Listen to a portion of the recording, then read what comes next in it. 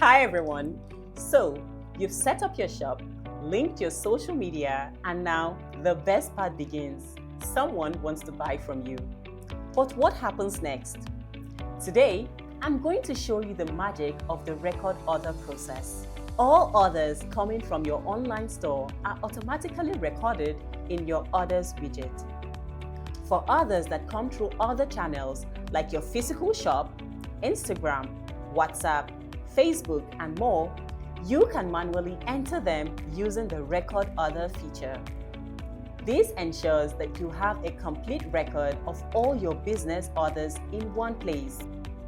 It's like having a professional business team right in your pocket, and it all starts with a simple click. Now, let's see how you can view and manage orders coming from your social media handles.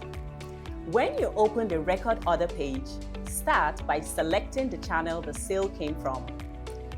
Next, choose the date the order was placed.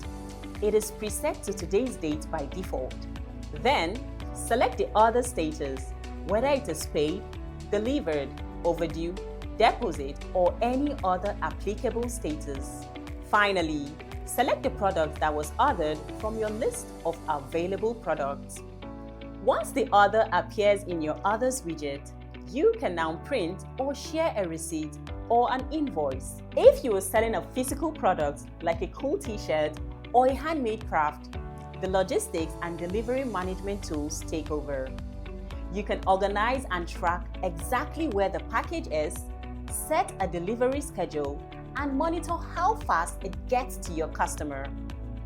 It is like being the boss with your very own delivery fleet.